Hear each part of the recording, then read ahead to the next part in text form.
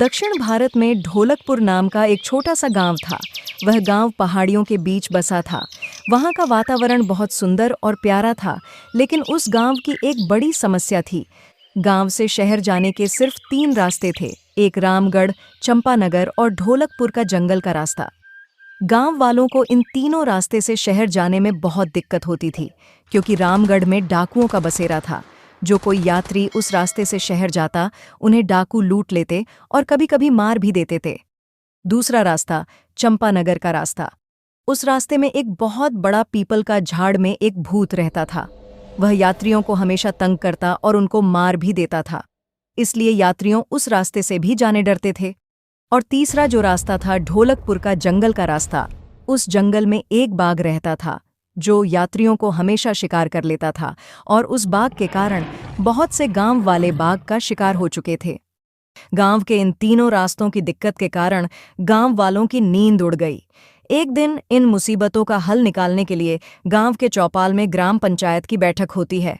गांव के सरपंच कहते हैं, देखो भाइयों और बहनों, शहर जाने का रास्ते की मुसीबत हमें ही दूर करनी है। कब तक हम डर डर के जीते रहेंगे? हमारे गांव के नौजवान ताकतवर और समझदार हैं। गांव की रक्षा बच्चे, बूढ़े और औरतें नहीं कर सकते। हमारे गांव के नौजवान को ही आगे आना पड़ेगा। हाँ, इसमें जान जाने का भी डर है, इसलिए कोई जबरदस्ती नहीं है। जो भी करना चाहे अपनी मर्जी से करें, पर याद रखना, यह काम अपने गांव के लोगों के लिए है। और मैं सोचता हूं, जो नौजवान इन तीनों रास्तों की मुसीबत को खत्म करेगा, उसे मैं अपनी बेटी की शादी करूंगा और मेरे बाद उसको सरपंच बना दूंगा। इस गांव में रामू नाम का एक गरीब मोची भी रहता था। वह छोटी जाति के कारण उससे गांव वाले ज्यादा बातचीत नहीं करते और उसे दूरी बना रखते थे। रामू भी उस ग्राम पंचायत के बैठक में दूर से सरपंच की बातें सुन रहा था। अगले दिन गांव के कुछ नौजवान गांव के इस परेशानी का हल निकालने के लिए निकलते हैं। कुछ नौजवान बाघ का शिकार हो जाते और कुछ नौजवान भूत के हाथ मारे जाते। इसी तरह गांव के कुछ नौजवान मारे गए। अब गांव वाले उनके बच्चों को भेजने से डर रहे थे। अब जैसे जैसे दिन बीते, गांव की समस्या और बढ़ने लगी। एक दिन रामू अपनी माँ से कहता है, माँ, मैं सोचता हूँ कि गांव की इस बड़ी समस्या को मैं हल करूँ। यह सुनकर उसकी माँ बहुत परेशान होकर कहती, रामू, तू मेरा इकलौता बेटा है। मैं तुझे खोना नहीं चाहती। और तू क्या समझता कि सरपंच उसकी बेटी से तेरी शादी कर देगा? हम छोटी जात के हैं, सरपंच जरूर नहीं मानेगा। नहीं माँ, मैं सरपंच की बेटी से शादी करने के इरादे से नहीं बोल रहा हूं माँ। मैं गांव की भलाई और गांव वालों की भलाई के लिए करना चाहता हूं, और मुझे पूरा यकीन है माँ, हमारे गांव की मुसीबत को दूर करूंगा और कामयाब होगा। बहुत मुश्किल से रामू उसकी माँ को मना लेता है। दूसरे दिन रामू लोहे का एक बड़ा पिंजरा तैयार करता है। उसमें एक बकरी डालकर जंगल ले जाकर और चुप कर बाघ का इंतजार करता है।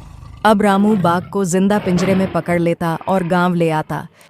यह देखकर गांव के लोग बहुत खुश होते हैं और सरपंच कहता, वह रामू, तुमने बहुत बहादुरी का काम किया। बिना खून बहाए और बिना किसी हथियार के तुमने एक जिंदा बाघ को पकड़ लिया। बहुत खूब।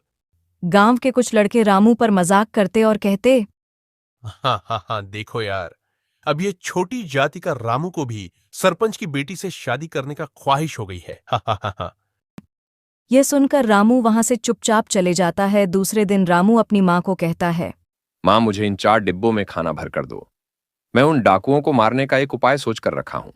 और उसकी माँ भी 4 डिब्बे में खाना भर के देती है।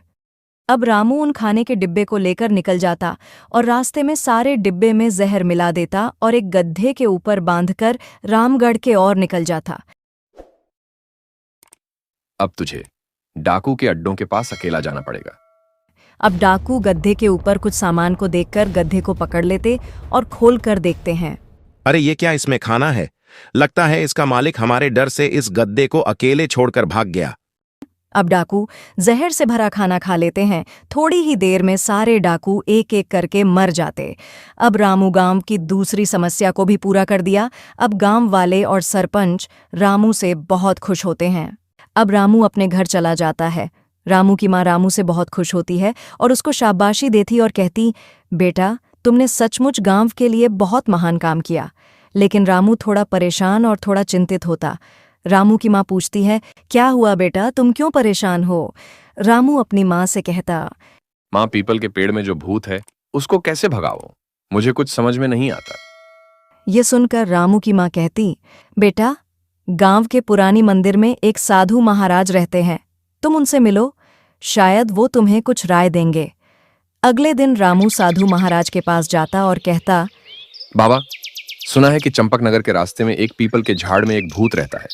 वह अक्सर हमारे गांव वालों को परेशान करता और उन्हें मार देता। बाबा, आपको ही इसका हल निकालना पड़ेगा। साधु महाराज कहते, मुझे मालूम है, कोई ना कोई इस समस्या को लेकर मेरे पास आएंगे। अब साधु महाराज रामू से कहते, बेटा, वह भूत एक भटकी हुई आत्मा है, तुम इस धागे को लेकर 5 बार उस पेड़ पर लपेट दो, वह भूत वहां से हमेशा के लिए चला जाएगा। अगले दिन रामू साधु महाराज के दिए हुए धागे को लेकर पेड़ से 5 बार लपेटने के लिए जाता है। जैसे जैसे रामू धागे को पेड़ से लपेटता है, वह भूत हमेशा के लिए गायब हो जाता है। अब रामू गांव के 3 मुश्किल से मुश्किल हालात को हल कर दिया। अब गांव के लोग रामू से बहुत खुश होते, कुछ लोग रामू को पैसे देते और कुछ लोग चावल, फल और अनाज देते। अब गांव का सरपंच कहता, जैसे मैंने वादा किया, जो शख्स इन तीनों मुश्किलों को दूर करेगा, मैं उससे मेरी बेटी का विवाह करूंगा। अब सरपंच रामू और उसकी मां को बुलाकर गांव वालों के सामने उसकी बेटी की शादी रामू से ऐलान करता है। यह सुनकर गांव वाले चौंक जाते और कहते हैं, सरपंची, रामू तो छोटी जात का है। अब रामू की मां भी कहती, सरपंची, हम छोटी जात के हैं और मेरा बेटा आपकी बेटी से शादी करने के इरादे से यह काम नहीं किया, वह गांव के लिए और गांव वालों की भलाई के लिए किया। यह सुनकर सरपंची कहते, गांव वालों, कोई भी आदमी बड़ी जाति या छोटी जाति का नहीं होता। जो आदमी दूसरों की भलाई के लिए और गांव के अच्छाई के लिए सोचता, ये उसके अच्छे सोच ही उसे ऊंचाई पर ले जाता। यह सुनकर गांव वाले भी मान लेते हैं और खुशी खुशी रामू और सरपंच की बेटी की शादी हो जाती है।